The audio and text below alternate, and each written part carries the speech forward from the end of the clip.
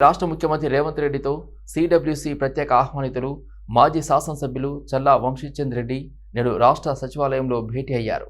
మక్తల్ నియోజకవర్గంలో 3 రోజుల పాలమూరు న్యాయ యాత్ర ముగింపు కోసం ఒకరోజు విరామ సందర్భంగా ఇరువురు నేతలు సమావేశమయ్యారు. పాలమూరు న్యాయయాత్ర కొనసాగుతున్న తీరుపై వంశీని ముఖ్యమంత్రి అభినందించి యాత్ర సాగుతున్న విధానం, ప్రజల స్పందన, ఇతర వివరాలు అడిగి తెలుసుకున్నారు. గత 10 సంవత్సరాల్లో నిర్లక్ష్యానికి గురైన మహబూబ్నగర్ జిల్లాని అన్ని రంగాల్లో అభివృద్ధి పదంలో నడపాలని ముఖ్యమంత్రిని వంశీ కోరారు. మక్తల్, నారాయణపేట మరియు కొడంగల్ నియోజకవర్గాల్లో 1,00,000 ఎకరాలకు సాగునీరు అందించి నారాయణపేట, కొడంగల్ ఎత్తిపోతల పథకాన్ని త్వరితగతిగా మంజూరు చేసి పనులు ప్రారంభించాలని విన్నవించారు. ముఖ్యమంత్రి కొడంగల్ పర్యటనపై, బహిరంగ సభ ఏర్పాట్లపై చర్చించారు. బీఆర్ఎస్ అధినేత కేసీఆర్ను పలువురు పార్టీ నేతలు, ప్రముఖులు శనివారం నాడు నందినగర్ నివాసంలో మర్యాదపూర్వకంగా భేటీ అయ్యారు. ప్రభుత్వ మాజీ చీఫ్ విప్ దాస్యం వినయ్ భాస్కర్, అదేవిధంగా మాజీ మంత్రులు జి జగదీష్ రెడ్డి, సత్యవతి రాథోడ్, మాజీ ఎమ్మెల్యేలు గువ్వల బాలరాజు, చిరుమర్తి లింగయ్య, రవీంద్ర నాయక్, ఎమ్మెల్సీ వెంకట్రామరెడ్డి, ఫిర్యాదిగూడ మేయర్ జక్కా వెంకట్రెడ్డి తదితర పార్టీ నేతలు కేసీఆర్ను కలిశారు. తాము రచించిన పుస్తకాలను సీఎం, మాజీ సిపిఆర్ఓ వనం జ్వాల నరసింహారావు, సీఎం జర్నలిస్ట్ దేవులపల్లి అమర్ కేసీఆర్కి అందజేశారు. ప్రముఖ సినీ నిర్మాత దిల్ రాజు కేసీఆర్ని మర్యాదపూర్వకంగా కలిసి పరామర్శించారు. సమకాలీన ఆంధ్రప్రదేశ్ రాజకీయాల మీద పాత్రికేయుడు దేవులపల్లి అమర్ ఇంగ్లీష్, తెలుగు భాషల్లో రచించిన ది డెక్కన పవర్ ప్లే 3 దారులు పుస్తకాన్ని అందజేయగా, ఆంధ్ర వాల్మీకి రామాయణంలో చందా ప్రయోగం పుస్తకాన్ని జ్వాల నరసింహారావు అందజేశారు. రైల్వే రిక్రూట్మెంట్ బోర్డు వివిధ రిక్రూట్మెంట్ పరీక్షల వార్షిక క్యాలెండర్ను విడుదల చేసింది. Assistant loco pilot, technician, non technician, JEE ఇతర పోస్టుల కోసం ఆర్ఆర్బీ రిక్రూట్మెంట్ వార్షిక క్యాలెండర్ విడుదల చేసింది.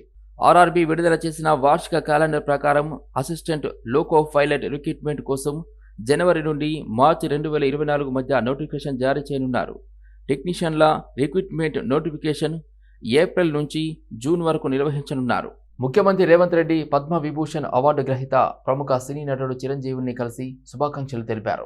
అవార్డు ప్రకటన సందర్భంగా చిరంజీవిని విందు ఏర్పాటు చేశారు. విందుకు హాజరైన సీఎం శుభాకాంక్షలు తెలిపారు. చిరంజీవికి అవార్డు రావడం మనందరికీ గర్వకారణమని సీఎం అన్నారు. చిరంజీవికి నా హృదయపూర్వక శుభాకాంక్షలు అని సీఎం అన్నారు. రాష్ట్ర అటవీ, పర్యావరణ, దేవాదాయ శాఖ మాత్యులు కొండా సురేఖ వరంగల్ నగరంలోని ప్రసిద్ధిగాంచిన ఉర్స్ కరీంబాద్లో గల హజ్రత్ మషూక్ రబ్బానీ 468 ఉర్స్ ఉత్సవాల్లో పాల్గొని చాద సమర్పించారు. రెండో రోజు దర్గా పీఠాధిపతి హజ్రత్ ఉబేద్ బాబా నవీబ్ బాబా సాహెబ్ ఆధ్వర్యంలో దర్గా ప్రాంగణంలో శిష్యులు ప్రత్యేక ప్రార్థనలు చేశారు. రాత్రి ముషాయిరా ప్రముఖ గాయకులతో కల్వాలి కచేరీ ఘనంగా జరిగింది. గాయకులు ఒకరికొకరు పోటీలు పడి హజ్రత్ గారి గుణగణాల గురించి గానం చేస్తుండగా భక్తులు తన్మయులై ఆలకించారు. దర్గా ప్రాంగణం రంగురంగుల విద్యుత్ దీపాలతో మెరిసిపోతున్నది. స్థానికులే కాకుండా ఇతర జిల్లాల, రాష్ట్రాల నుంచి, ప్రాంతాల నుంచి కూడా భక్తులు తండోపతండాలుగా తరలివచ్చారు. ఈ సందర్భంగా మంత్రి కొండా సురేఖ మాట్లాడుతూ హజ్రత్ సయ్యద్ మషూక్ రబ్బానీ రహమతుల్లాహ్ అలై వారి 468వ ఉరుస్ వేడుకలకు భారతదేశం నలుమూలల నుండి వచ్చిన భక్తులతో దర్గా ప్రాంగణం, పరిసర ప్రాంతాలు జనసంద్రంగా మారాయని అన్నారు. తెలంగాణలోని అత్యంత ప్రాధాన్యత కలిగిన ఉరుస్ జాగీర్ దర్గాహ్ ఒకటని తెలిపారు.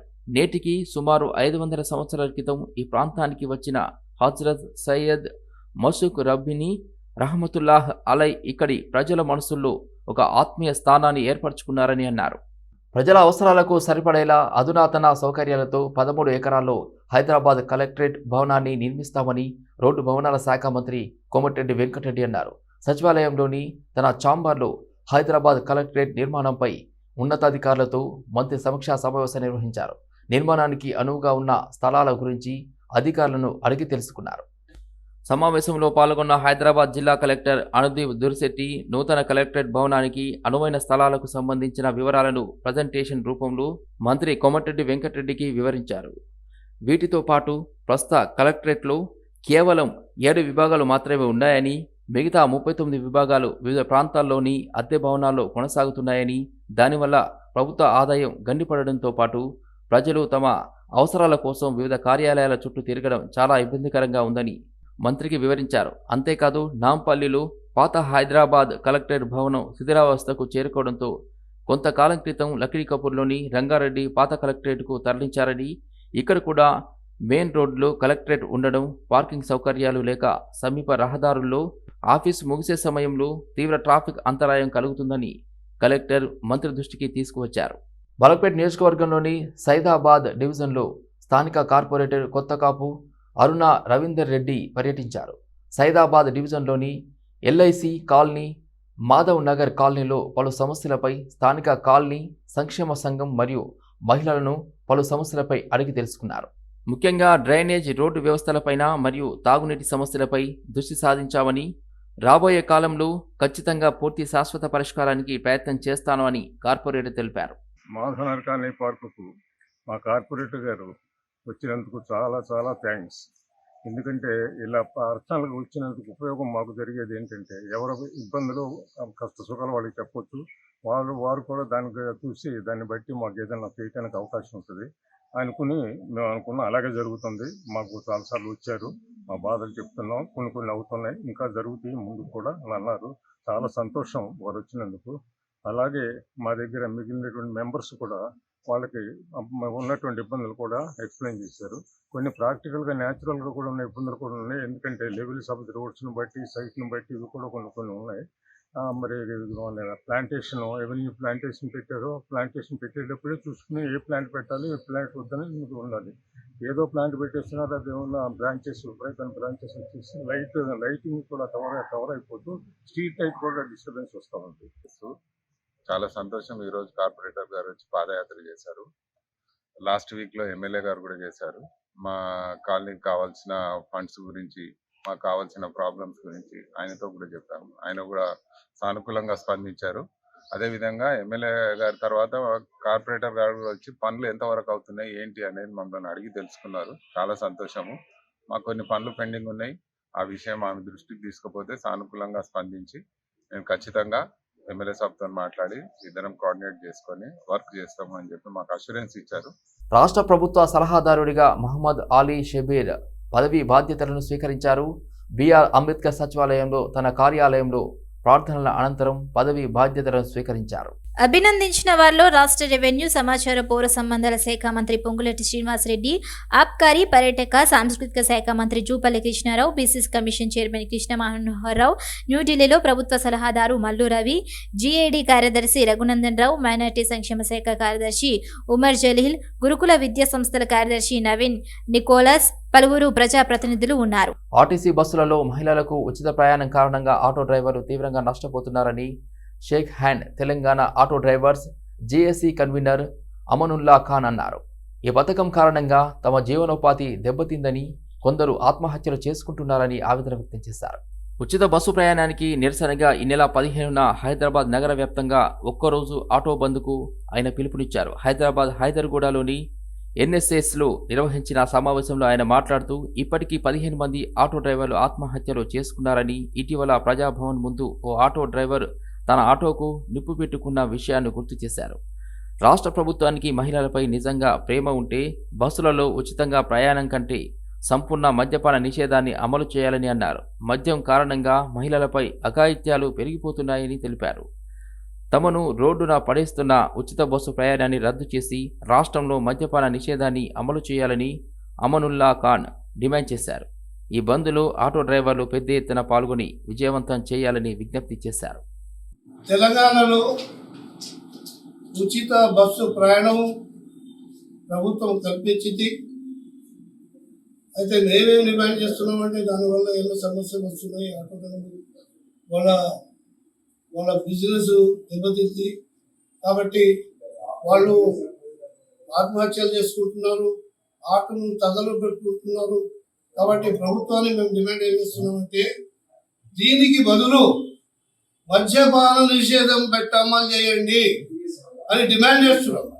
మద్యపాన నిషేధము, స్త్రీలు ఏనాడు మాకు బస్సులో ఉచిత ప్రయాణం కల్పించమని ఏ ప్రభుత్వాన్ని అడగలేదు.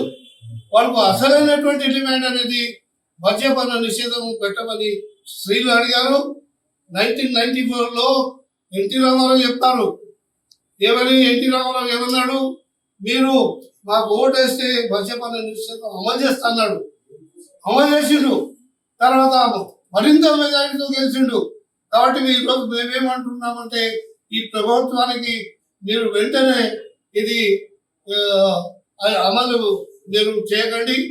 కేంద్ర ప్రభుత్వం ప్రవేశపెట్టిన బడ్జెట్లో బీసీలకు తీవ్ర అన్యాయం జరిగిందని బీసీ సంక్షేమ సంఘం జాతీయ అధ్యక్షుడు జాజుల శ్రీనివాస్ గౌడ్ అన్నారు. హైదరాబాద్ రవీంద్ర భారతిలో బీసీ కుల సంఘాల జేఏసీ చైర్మన్ కుందారం గణేష్ చారి ఆధ్వర్యంలో ఈ నెల 8, 9వ తేదీల్లో చేపట్టిన చెలో ఢిల్లీ కార్యక్రమం పోస్టర్ను జాజుల శ్రీనివాస్ గౌడ్ ఆవిష్కరించారు. కేంద్ర ప్రభుత్వం ప్రవేశపెట్టిన 45 లక్షల కోట్ల బడ్జెట్లో 60% జనాభా ఉన్న బీసీలకు కేవలం 20,000 కోట్లు కేటాయించి బీసీలను అవమానించారని శ్రీనివాస్ గౌడ్ తెలిపారు. పేరు గొప్ప ఊరు దిబ్బ అనే చందంగా కేంద్ర బడ్జెట్ ఉందన్నారు. బీసీ ప్రధాని అని చెప్పుకుంటున్న నరేంద్ర మోదీ బీసీలకు ఒరగబెట్టింది ఏమీ లేదని విమర్శించారు. దేశంలో బీసీల లెక్కలు తీయలేని బీజేపీకి బీసీల ఓట్లు అడిగే నైతిక హక్కు లేదన్నారు. దేశవ్యాప్తంగా బీసీ కులగణన, బీసీలకు చట్టసభల్లో 50% రిజర్వేషన్లు, ప్రత్యేక బీసీ మంత్రిత్వ శాఖ తదితర డిమాండ్ల సాధన కోసం ఢిల్లీ జంతర్ మంతర్ వద్ద ధర్నాతో పాటు పార్లమెంటు ముట్టడి చేపట్టనున్నట్లుగా జాజుల తెలిపారు. ప్రభుత్వం 10వసారి తాను అధికారంలోకి వచ్చిన తర్వాత 10వసారి కేంద్ర బడ్జెట్ పెట్టింది. ఆ కేంద్ర బడ్జెట్ చూస్తే పేరు గొప్ప ఊరు దిబ్బ అన్న చందంగా ఉంది. ఇలా 45 లక్షల కోట్ల కేంద్ర బడ్జెట్, 45 లక్షల కోట్లు, 45 లక్షల కోట్ల కేంద్ర బడ్జెట్లో 60% ఉన్న బీసీలకు ఎంత రావాలి? కనీసం 20 లక్షల కోట్లు రావాలి. 20 లక్షల కోట్లు కాదు కదా, ఇలా 2,000 కోట్లు కూడా కేంద్ర ప్రభుత్వం బీసీలకు కేటాయిస్తలేదంటే ఎంత అవమానకరం ఇది, ఎంత అన్యాయం. ఇలా నరేంద్ర మోదీ గారు నోరు తెరిస్తే అఖండ భారత్, స్వర్ణ భారత్ అంటాడు. దేశంలో 60% మంది బీసీలను అభివృద్ధి చేయకుండా అఖండ భారత్ అవుతుందా? స్వర్ణ భారత్ అవుతుందా? ఇలా 60% ఉన్న బీసీలకు నిధులే బడ్జెట్ ఏది? 2,000 కోట్లు మా ముఖాన వేస్తే మేమన్నా బిచ్చగలమా? ఎన్ని రోజులు అభివృద్ధి చెందాలి? ఇలా కేంద్ర ప్రభుత్వం కేటాయించినటువంటి ఈ కేంద్ర బడ్జెట్ దేశంలోని 70 కోట్ల మంది బీసీలకు పంచితే ఒక్కొక్కరికి చాక్లెట్ రాదు, కుక్కకేసే బిస్కెట్లు కూడా రావు. బంజారాహిల్స్ పోలీస్ స్టేషన్ పరిధి శ్రీనగర్ కాలనీలో అనుమతులు లేకుండా నిర్మించిన భవనాన్ని కూల్చివేశారు జీహెచ్ఎంసీ అధికారులు. అధికారులను భవన యజమాని అడ్డుకోవడంతో రంగంలోకి దిగిన బంజారాహిల్స్ పోలీసులు బందోబస్తుతో భవనాన్ని కూల్చివేయించారు. హైదరాబాద్ బంజారాహిల్స్ శ్రీనగర్ కాలనీలోని విచ్చలవిడిగా వెలుస్తున్న అక్రమ కట్టడాలపై జీహెచ్ఎంసీ టౌన్ ప్లానింగ్ సిబ్బంది కూడా జడిపించారు. టౌన్ ప్లానింగ్ సెక్షన్ నుండి ఎలాంటి అనుమతులు లేకుండా, సెట్ బ్యాక్లు కూడా లేకుండా 5-6 అంతస్తులు కడుతున్న బిల్డర్లకు గతంలోనే హెచ్చరికలు జారీ చేసిన నిర్మాణాలు ఆపకపోవడంతో జీహెచ్ఎంసీ సిబ్బంది కూల్చివేతలు చేపట్టింది. నాగోల్లోని ఉప్పల్ శ్రీనివాస్ గుప్తా క్యాంప్ కార్యాలయంలో ఎల్బీ నగర్ నియోజకవర్గం పరిధిలో 4వ డివిజన్కి చెందిన 2 మహిళలకు ఉచితంగా కుట్టు మిషన్లను పంపిణీ చేయడం జరిగింది. అంతర్జాతీయ వైశ్య ఫెడరేషన్ తెలంగాణ విభాగం ఆధ్వర్యంలో ఈ కార్యక్రమం నిర్వహించారు. అంతర్జాతీయ వైశ్య ఫెడరేషన్ తెలంగాణ రాష్ట్ర అధ్యక్షుడు, జాతీయ కార్యనిర్వాహక అధ్యక్షుడు, తెలంగాణ రాష్ట్ర టూరిజం డెవలప్మెంట్ కార్పొరేషన్ పూర్వ చైర్మన్ శ్రీ ఉప్పల శ్రీనివాస్ గుప్తా చేతుల మీదుగా పంపిణీ చేశారు. ఈ సందర్భంగా వారు మాట్లాడుతూ, ఈ ఉచిత కుట్టు మిషన్లతో మీకు జీవనోపాధి కలగాలని, మీ కుటుంబానికి ఆసరా అవ్వాలని అన్నారు. మీ ఇద్దరి జీవితాల్లో మరింత మేలు జరగాలని భావిస్తూ మీ కుటుంబానికి మంచి ఆదాయం, ఉపాధి లభించాలని, చేదోడు వాదోడుగా ఉపయోగపడి మీ కాళ్ళ మీద మీరు జీవనం సాగించి జీవనోపాధి లభిస్తుంది అని తెలిపారు. కేంద్రంలోని బీజేపీ ప్రభుత్వం జనగణనలో బీసీ కులగణన చేపట్టాలని బీసీ సంఘాలు డిమాండ్ చేశాయి. ఈ సందర్భంగా ఓయూలో అన్ని బీసీ సంఘాల నేతలు సమావేశం నిర్వహించారు. కాంగ్రెస్ ప్రభుత్వం కులగణన చేస్తామని ప్రకటించడం గొప్ప విషయం అన్నారు. 7 దశాబ్దాలుగా బీసీల బతుకులు దారుణంగా మారాయని ఆవేదన వ్యక్తం చేశారు. ఈ 7 దశాబ్దాల కాలంలో కూడా బీసీల బతుకులు నిత్యగల కంటే దారుణంగా తయారవుతున్నాయి. ఈ దుస్థితిలో జాతిని జాగృతం చేసేందుకు మేకపోతుల నరేంద్ర గారు, అలాగే సిద్ధన్న గారు, అలాగే సాయన్న గారు, వరద గారు, వరజక్క గారు, ఇంకా అనేక మంది పోరాట యువతుల నాయకత్వం పాలడు ఉస్మానియా యూనివర్సిటీ జేఏసీ జాతీయ ఉద్యమ నేత డాక్టర్ పాలడు శ్రీనివాసరావు గారు, అనేక మంది పోరాట యువతుల నాయకత్వంలో రేపు పాదయాత్ర జరగబోతుంది. ఇది పాదయాత్ర కాదు, ఒక ప్రపంచం జైత్రయాత్ర.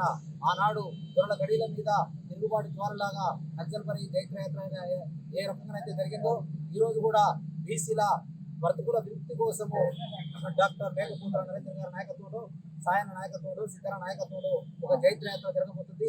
దీనికి తెలంగాణలో ఉన్నటువంటి, తెలుగు నేల మీద ఉన్నటువంటి అన్ని ప్రజా సంఘాలు కూడా ఒక సంఘీభావం జరపాల్సిన అవసరం ఉంది. మేము ఎంతమందిమో మాకంత వాటా దక్కేంత వరకు పోరాడతామని అమరులైనటువంటి కామ్రేడ్ మారోజు నుంచి, కొండ లక్ష్మణ్ బాబు నుంచి, వెల్లి లలితక్క నుంచి అనేక మంది, వేలాది మంది తెలంగాణలో తెలుగు నేల మీద అమరులైనటువంటి ఒక వీరుల సాక్షిగా ఈ జైత్రయాత్ర జరగబోతుంది. ఈ జైత్రయాత్ర ఢిల్లీ గద్దెని స్వాధీనం చేసుకునేంత వరకు హక్కులు నిత్యం అడుకుంటే రావు, పోరాడాలే, ఉంచుకోవడమే లక్ష్యంగా ఎక్కాల్సిన స్థానాన్ని ఇంతకాలం మొక్కిరము, ఇక మొక్కడం కాదు గుర్తుకుంటామనే లక్ష్యంతో ఈ జైత్రయాత్ర జరుగుతుంది. ఈ జైత్రయాత్ర కంటే కూడా ప్రజలు ప్రజాస్వామిక వాళ్ళు పెద్ద ఎత్తున మద్దతును, నైతికమైనటువంటి సంఘీభావాన్ని తెలపాలని తెలియజేస్తూ ఈ సందర్భంగా మిత్రులందరూ కూడా మరొకసారి బిఎన్ రెడ్డి నగర్ డివిజన్ పరిధిలోని ఎన్జిఓస్ కాలనీ ఛత్రపతి శివాజీ గ్రౌండ్లో ఇనది మెమోరీ ఆఫ్ మన్నే కిరణ్ కుమార్ డైన్యాల ఆధ్వర్యంలో వనస్థలిపురం యూత్ వాలీబాల్ టోర్నమెంట్ 2024 కార్యక్రమం నిర్వహించారు. ఈ కార్యక్రమంలో BN Reddy Nagar division GHMC corporator Muddu Lachireddy పాల్గొనడం జరిగింది. అనంతరం గెలిచిన క్రీడాకారులకు బహుమతులను అందజేయడం జరిగింది. పార్టీ డివిజన్ ఉపాధ్యక్షులు విష్ణువర్ధన్ రెడ్డి, నాయకులు రవిశంకర్, చిన్న యాదవ్, భార్గవ్, దిలీప్, బాలా మరియు తదితరులు కార్యక్రమంలో పాల్గొన్నారు. లక్టారంలో అక్రమ క్వారీలపై ఉక్కుపాదం మొదలైంది. పటాన్ చెరువు మండలం లక్టారం గ్రామంలోని సర్వే నెంబర్ 738లో నిర్వహిస్తున్న Santosh sand and granite supply క్వారీని జిల్లా టాస్క్ ఫోర్స్ అధికారులు కమిటీ సీజ్ చేసింది. కేంద్ర డైరెక్టర్ ఆఫ్ మైన్ సేఫ్టీ పర్యావరణ కాలుష్యము ఇచ్చిన నిబంధనలకు విరుద్ధంగా క్వారీ నడుపుతున్నారని అధికారులు సీజ్ చేశారు. పర్మిషన్కు సంవత్సరం క్రితమే ఇచ్చిన కాల పరిమితి అయిపోవడంతో చర్యలు తీసుకున్నామని మీడియాకు ఆర్డీఓ రవీందర్ రెడ్డి తెలిపారు. త్వరలోనే లక్డారంలో క్రషర్లు, క్వారీలపై నివేదిక ప్రభుత్వానికి అందిస్తాం. అక్రమ మైనింగ్ చేస్తున్న క్వారీలపైన చర్యలు తీసుకుంటామని అన్నారు. ఈ సందర్భంగా నేను అందరికీ తెలియజేయడం ఒకటే ఏంటంటే, ఇక్కడ దాదాపు 42 మైన్స్ పనిచేస్తున్నాయి లక్డారంలో. అందరూ మైన్స్ యొక్క ఓనర్స్కు, ఏజెంట్స్కి అందరికీ ఒకటే చెప్పదలుచుకున్నాం. దయచేసి మీరు మైన్స్ తీసుకున్నప్పుడు మీకు ఉన్నటువంటి నియమ నిబంధనలను తూచా తప్పకుండా పాటించండి. నియమ నిబంధనలు పాటించకపోయినట్టయితే ఒక పక్క కార్మికులకు ప్రాణ ప్రమాదం ఉంది, ఒక పక్క పర్యావరణానికి ప్రమాదం ఉంది, ఒక పక్కకు ఇక్కడ స్థానికంగా ఉన్నటువంటి పంటలు నష్టపోతున్నారు, రోడ్స్ నష్టపోతున్నాయి, ప్రాణాపాయం జరుగుతున్నది. దురదృష్టకరమైన సంగతి ఎక్స్ప్లోజివ్స్ పర్మిషన్ లేకుండా ఎక్స్ప్లోజివ్ చేస్తున్నారు. అభివృద్ధి చెందుతున్న దేశాల్లో క్యాన్సర్పై మరింత అవగాహన పెరగాల్సిన అవసరం ఉందని ప్రముఖ క్యాన్సర్ వైద్యులు doctor G Suryanarayana Raju, doctor D రఘునాథరావులు అన్నారు. అభివృద్ధి చెందిన దేశాల్లో 60 నుండి 70% మంది క్యాన్సర్ ప్రాథమిక దశలోనే గుర్తించి చికిత్స తీసుకుని క్యాన్సర్ను జయిస్తున్నారని, అభివృద్ధి చెందుతున్న దేశాల్లో కేవలం 30% మంది మాత్రమే ముందస్తు గుర్తించడం బాధాకరమన్నారు. సోమజిగూడలోని అశ్విన్స్ క్యాన్సర్ ఆసుపత్రిలో ఈ నెల 4వ తేదీన ప్రపంచ క్యాన్సర్ దినోత్సవాన్ని పురస్కరించుకొని అవగాహన కార్యక్రమం నిర్వహించారు. భారతదేశంలో పట్టణాల్లో క్యాన్సర్కు చికిత్స ఉందని, కానీ గ్రామీణ ప్రాంతాల్లో చాలా తక్కువగా ఆసుపత్రులు ఉన్నాయన్నారు.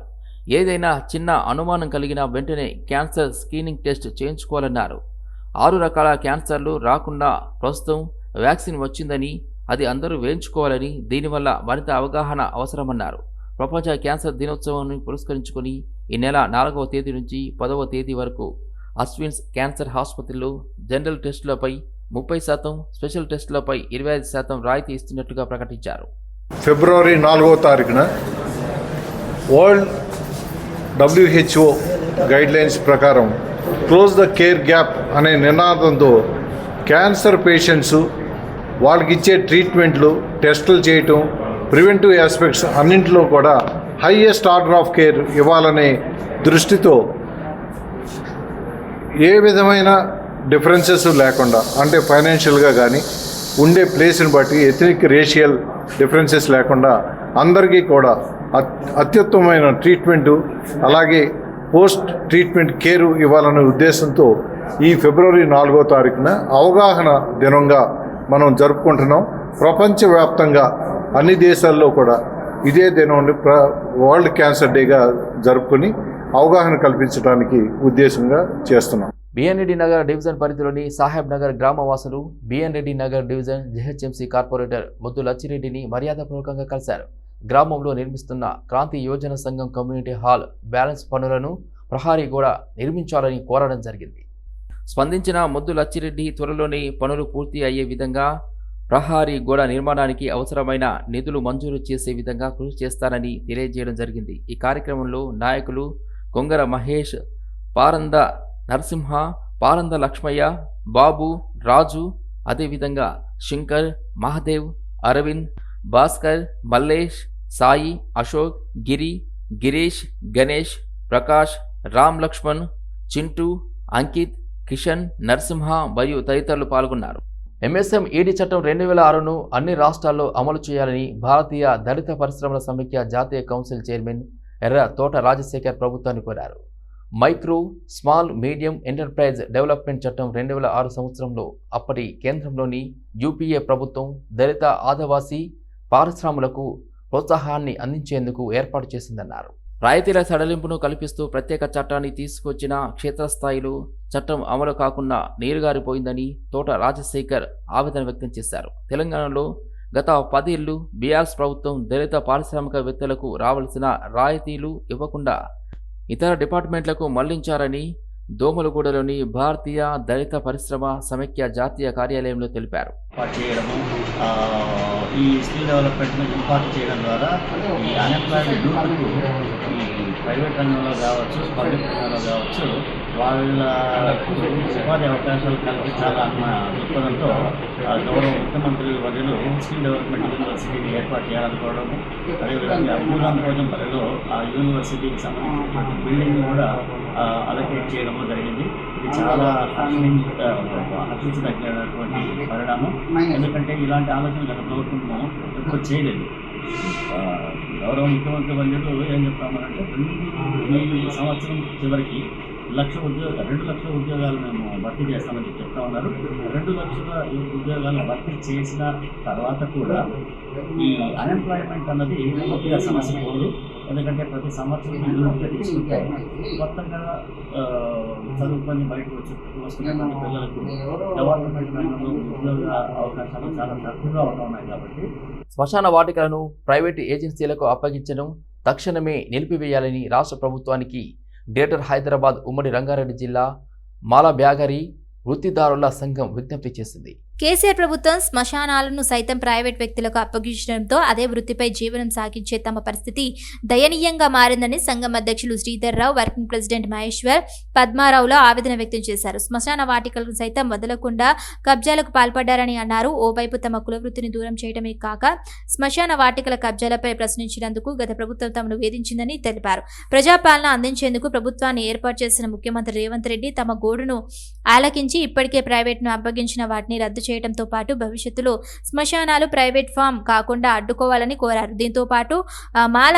బ్యాగరీలో కుల వృత్తికి ప్రత్యేక జీవనంగా తీసుకురావాలని, ప్రభుత్వం ద్వారా గుర్తింపు కార్డు అందచేయాలని కోరగా ఆరోగ్య కార్డు అందచేయడంతో పాటు ప్రమాద బీమా కల్పించాలని, రాజకీయ అవకాశాలను సైతం కల్పించాలని కోరారు. మేము కేటీఆర్ గారికి మేము చాలాసార్లు వినియోగించుకున్నాం. ఏంటంటే సార్ మేము ఇట్లా దానిపై ఆధారపడి జీవిస్తున్నాం సార్ అంటే, లేదే శ్మశానాలు మేము తీసుకొని మంచిగా డెవలప్మెంట్ చేసి మంచి సౌకర్యాలు కల్పిస్తాం. కల్పించిన శ్మశాన వాటికలు మీకే ఎవరైతే చేస్తున్నారో ఆధారపడి జీవిస్తున్నారో వారికే అప్పగిస్తామని చెప్పి వారు చెప్పడం జరిగింది. కానీ కమిషన్లకు కక్కుర్తుపడి టీఆర్ఎస్ ప్రభుత్వం ప్రైవేట్ వారికి అప్పగించి మా కడుపులో కొట్టింది. ఈ ప్రభుత్వం అన్నా, రేవంత్ అన్న ప్రభుత్వం, కాంగ్రెస్ ప్రభుత్వం అన్నా కనికరం చూపించి ఏదైతే శ్మశానాలు ప్రైవేట్ చేశారో మాకు అప్పగించాలని చెప్పి మేము ఈ పత్రికా ముఖంగా మేము విన్నవించుకుంటున్నాము. ఒక పనులు ఏవైతే ఉన్నాయో, శ్మశానాలు ఏవైతే ఉన్నాయో, శ్మశానాలను సైతం కబ్జా చేసుకుంటే ప్రభుత్వాలు పట్టించుకున్నప్పుడు, రెవెన్యూ శాఖ పట్టించుకున్నప్పుడు మరి ఎవరికి చెప్పాలో మాకు కూడా ఆశ్చర్యం వేస్తుంది. జిహెచ్ఎంసీ కమిషనర్కి ఇస్తాము, కలెక్టర్కి ఇస్తాము, సంబంధిత మినిస్టర్కి ఇస్తాము, రిప్రజెంటేషన్ ఫోటోలతో సహా వాస్తవాలు వెలువెత్తినప్పటికీ కూడా ప్రభుత్వానికి ప్రయోజనం పెట్టడం జరుగుతుంది. గుమ్మడిదెలలో నల్లమట్టి దందా జోరుగా సాగుతున్నది. కొందరు వ్యాపారులు, వ్యక్తులు చెరువుల నుండి మట్టి తవ్వకాలను అక్రమంగా చేపడుతున్నారు. రాత్రికి రాత్రి నల్ల మట్టిని తరలిస్తూ సొమ్ము చేసుకుంటున్నారు. చెరువుల నుండి మట్టిని తరలించడానికి అనుమతులు లేకుండా అక్రమంగా తవ్వకాలు చేపడుతున్నారు. రాత్రి వేళల్లో ఇష్టానుసారంగా దందా సాగుతుంది. సమాచారం తెలుసుకున్న గుమ్మడిదెల తహసీల్దార్ గంగా భవాని అక్రమంగా తరలిస్తున్న 30 నల్లమట్టి టిప్పర్లను సీజ్ చేశారు. డేటా ఎంట్రీ జాబ్ ఇప్పిస్తానని మోసం చేసిన 4 మోసగాళ్లను సైబర్ క్రైమ్ పోలీసులు అరెస్ట్ చేశారు. కాల్ సెంటర్లో పనిచేసిన రాహుల్, అశోక్ బాయ్, అదేవిధంగా భాస్కర్ 4 వ్యక్తులతో ముఠా ఏర్పాటు చేసి పార్ట్ టైం ఉద్యోగాలను ఆఫర్ చేసి దేశమంతటా బాధితుల నుండి డబ్బులను స్వాహా చేశారు. ఫ్లోరా సొల్యూషన్స్ పేరుతో తమను తాము క్యాప్చా టైపింగ్ వర్క్ జాబ్ ప్రొవైడర్లుగా పరిచయం చేసుకున్నారు. కంపెనీ నిబంధనలను ఉల్లంఘన పేరుతో బాధితులను బెదిరించారు. తెలంగాణ, రాజస్థాన్, యూపీ, హర్యానా వంటి 25 రాష్ట్రాలు బాధితుల నుండి భారీ మొత్తంలో డబ్బును వసూలు చేశారు. మోసపోయామని తెలుసుకున్న బాధితులు సైబరాబాద్ సైబర్ క్రైమ్ పోలీసులను ఆశ్రయించారు. టైపింగ్ వర్క్లకు సంబంధించి వాట్సాప్ మెసేజ్ పంపిస్తారు. స్పందిస్తే మెయిల్ ద్వారా నకిలీ లీగల్ నోటీసులు పంపిస్తారు. కంపెనీ నిబంధనలు, షరతులను ఉల్లంఘించినందుకు డబ్బు చెల్లించాలని బెదిరిస్తారు. అలా మోసపోయిన ఓ బాధితుడు 6 లక్షలు చెల్లించాడు. గతంలో ఈ తరహా సెంటర్ నడిపిన నితీష్ను పోలీసులు అరెస్ట్ చేయడంతో కాల్ సెంటర్ మూతపడింది. అప్పటి పరిచయాలతో ఆన్లైన్ పోర్టాల నుండి ఉద్యోగార్థుల డేటాను సేకరించి మోసానికి తెరలేపారు. డేటా ఎంట్రీ పని కోసం లాగిన్ ఐడి, పాస్వర్డ్ ఇచ్చాడు. కంపెనీ నిబంధనలు, షరతులు ఉల్లంఘన పేరుతో నకిలీ లీగల్ నోటీసులు పంపి బాధితులను బెదిరించి భారీ మొత్తంలో వసూలు చేస్తాడు. సైబరాబాద్ సైబర్ క్రైమ్ పోలీసులు సూరత్లోని దండేలి ప్రాంతానికి వెళ్లి మోసగాళ్లను అరెస్ట్ చేశారు. వారి వద్ద నుండి మొబైల్ ఫోన్లు, ల్యాప్టాప్, డెబిట్ కార్డులు స్వాధీనం చేసుకున్నారు.